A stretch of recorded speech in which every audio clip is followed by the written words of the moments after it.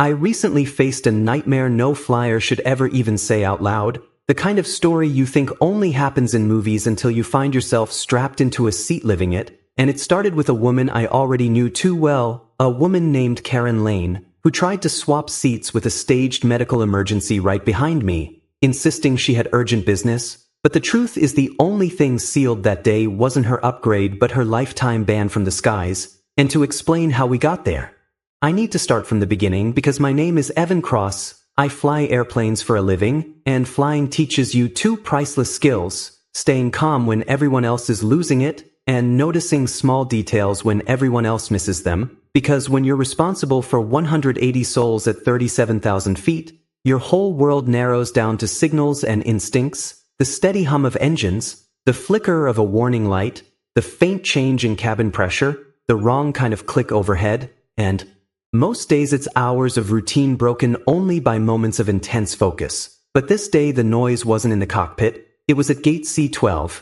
and it had a name: Karen Lane, the same self-appointed queen of our homeowners association back home who terrorized neighbors over mailbox paint and garden gnomes. And here she was, heels clicking, voice sharp enough to cut glass, trying to bully Brenda, the gate agent, into giving her seat 2A, which happened to be mine, though she didn't know it yet. Brenda, calm as a saint, explained seat 3B was hers and 2A was already checked in, but Karen leaned in with platinum status threats and suddenly declared medical need for legroom, though she was barely 5'4" in her aggressive walking shoes, while I, at 6'2", simply stretched my legs and smirked at the irony. And when Brenda and then a supervisor both told her no, giving her the choice of 3B or a flight tomorrow, she grabbed her boarding pass, turned blotchy red, and scanned the crowd until her eyes locked on me, silent fire promising revenge, the same look she once gave our neighbor Mike when his roses crossed her property line.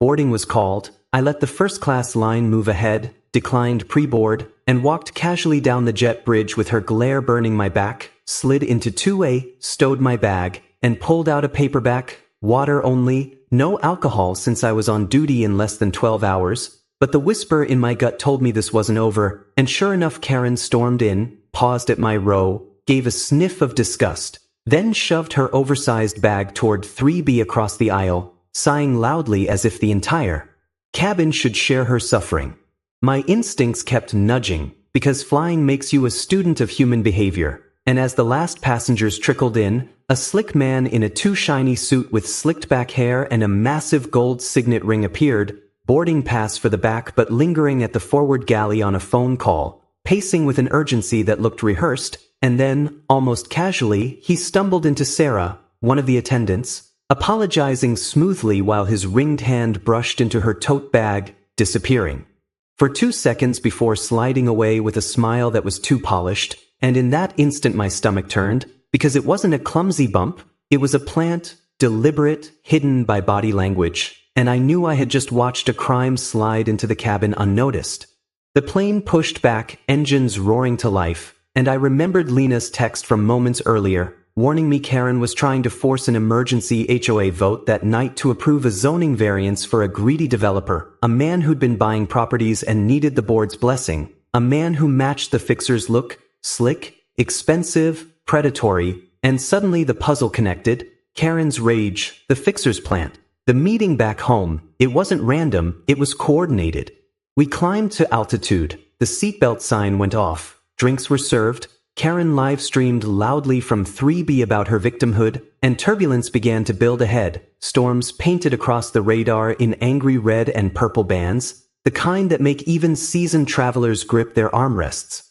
Then the call button chimed from 3B, frantic and repeated, Karen shrieking that her seatmate couldn't breathe, that he was having a heart attack, narrating it all for her phone audience, while the man slumped beside her looked pale but not critical, and the crew, calm and professional, called for medical help, found a nurse on board, and laid him into the aisle as Karen waved safety cards and screamed about negligence. But the timing was too perfect, a storm ahead, a staged medical emergency, and suddenly the captain announced we were diverting to the nearest major airport, which happened to be our home airport, exactly where Karen needed to be to cast her vote. My blood ran cold, because diversions aren't cheap, They cost airlines tens of thousands in fuel, landing fees, and logistics, but to Karen and her fixer, 180 passengers were just pawns in a neighborhood power grab. The descent began into pounding rain and violent turbulence, bins rattling, lights flickering, passengers gasping, and then I heard it,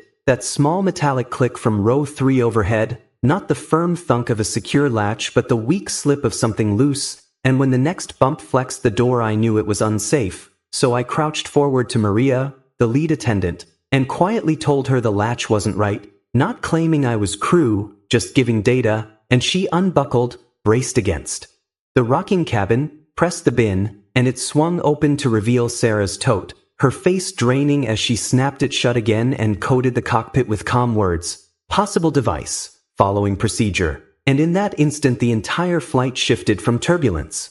management to threat management. 2 attendants carefully lifted the tote, carried it like glass to the least risk bomb location at the rear galley, stacking soft luggage and soaking blankets to contain it, while a quiet man in 14C lowered his book and tracked every move, eyes sharp, posture ready, the unmistakable presence of a federal air marshal, blending until the moment he was needed. Meanwhile, Karen whispered to her live stream that the crew was panicking, accusing them of incompetence, even as they executed every step with flawless professionalism, their calm the only shield against cabin-wide chaos. The descent grew rougher. A service cart broke free, rolling down the aisle straight toward a child who had unbuckled for a toy, and without thinking I lunged, took the hit with my shoulder, jammed it into the bulkhead, scooped the boy back into his seat, and pulled his belt tight, earning tearful thanks from his mother while Maria gave me a look of fierce gratitude, but my focus stayed on the greater storm, a planted device designed to confuse and force us down.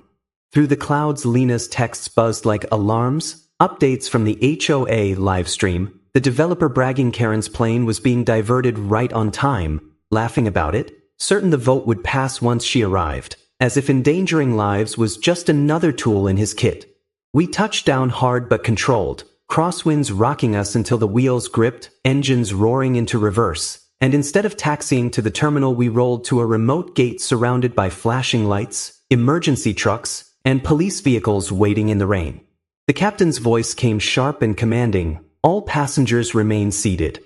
And that's when the fixer made his move, springing from economy toward the jet bridge, smooth lie about catching a connection, but the marshal was already in motion, flowing up the aisle, and I unbuckled to block the return path, instincts screaming containment. On the bridge, cornered, the fixer pulled a thin knife, desperate to create chaos, but I stepped in with the only weapon I had, my rollerboard, heavy and dense, swinging it into his wrist with a crack that sent the blade clattering, giving the marshal and police their opening to tackle him, cuff him, and press him to the wall, his voice still shouting back into the cabin that it was all Karen's plan, exposing her to 100 cameras at once.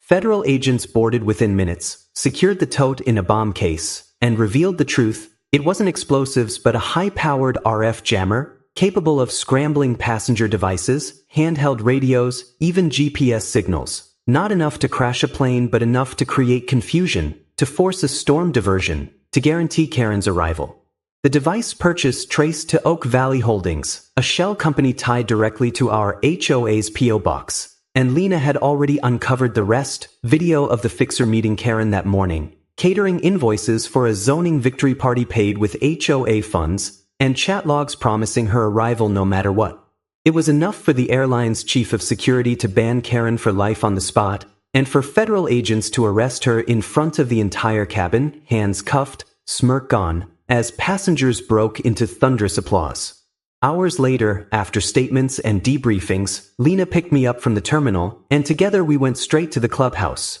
where neighbors, now informed, unanimously voted Karen out and ended the scheme, the variants failing weeks later by 98-2, the developer collapsing under lawsuits, the fixer taking a plea, and Karen sentenced to years in prison, stripped of her power and her house, never to set foot on a plane again. Life in Cedar Creek bloomed again, rules lifted, kids played freely, garden gnomes returned, and one evening at sunset, grilling on the back deck, Lena asked me what I did on that jet bridge, and I flipped a burger, smiled faintly, and told her the truth. I just solved a problem, because sometimes defending your home isn't about fists or fury, It's about trusting your gut, spotting the wrong detail at the right time, and stepping forward when no one else can.